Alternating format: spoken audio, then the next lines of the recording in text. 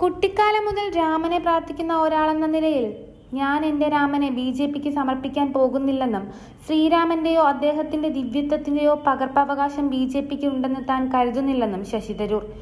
ഞാൻ ക്ഷേത്രത്തിൽ പോകാറുണ്ടെന്നും അതുകൊണ്ട് തന്നെ ഇതിന് രാഷ്ട്രീയവുമായി ഒരു ബന്ധവുമില്ല. ഇക്കാര്യത്തിൽ രാഷ്ട്രീയം കൊണ്ടുവരാൻ താൻ ഉദ്ദേശിക്കുന്നില്ലെന്നും ശശി തരൂർ വ്യക്തമാക്കി.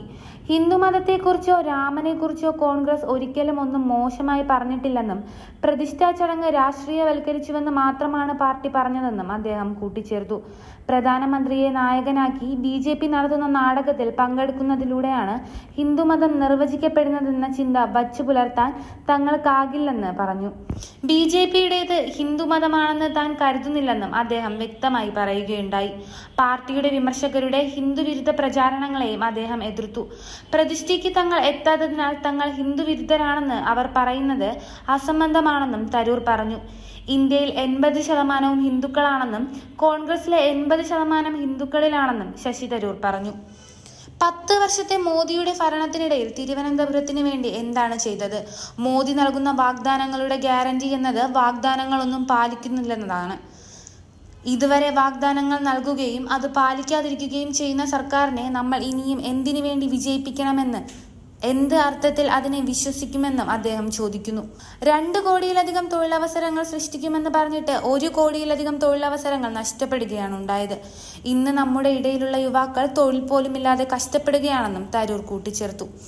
പരസ്യപ്രചാരണം തീരാൻ 48 മണിക്കൂർ മാത്രം ബാക്കി നിൽക്കെ വോട്ടെടുപ്പിനുള്ള അവസാന റൗണ്ട് നെട്ടോട്ടത്തിലാണ് തിരുവനന്തപുരം മണ്ഡലത്തിലെ UDF സ്ഥാനാർത്ഥി ശശി തരൂർ. വോട്ടർ പട്ടികയിലെ ഗവേഷണമെല്ലാം ഒരു ഭാഗത്ത് നടക്കുമ്പോൾ മറുഭാഗത്ത് ആടി നിൽക്കുന്ന വോട്ടുകൾ ഒപ്പം കൂട്ടാനുള്ള തിരക്കിട്ട പരിശ്രമത്തിലാണ് നേതാവും അണികളും. പരമാവധി വോട്ടർമാരെ നേരിൽ കാണാനുള്ള പര്യടനത്തിനോടൊപ്പം പ്രചാരണം കൊഴുപ്പിക്കാൻ ദേശീയ സംസ്ഥാന നേതാക്കളും എത്തിയതോടെ ആവേശത്തിന്റെ ആരവം കുറച്ചുകൂടെ കൂടി.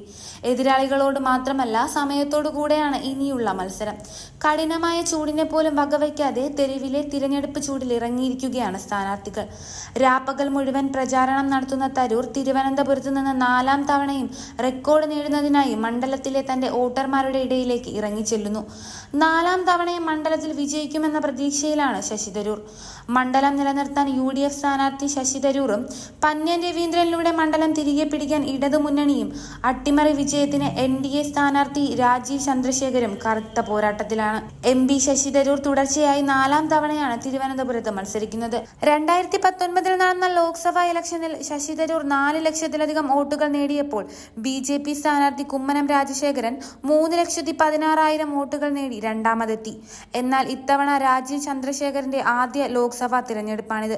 കോൺഗ്രസ് നേതൃത്വത്തിലുള്ള സർക്കാരുകളിൽ മാനവ വിഭവശേഷി വികസന സഹമന്ത്രിയായും വിദേശകാര്യ സഹമന്ത്രിയായും ശശി തരൂർ സേവനമനുഷ്ഠിച്ചിട്ടുണ്ട്. കൂടുതൽ വാർത്തകൾ അറിയുവാനായി ഈ ചാനൽ സബ്സ്ക്രൈബ് ചെയ്ത് ഫോളോ ചെയ്യുക.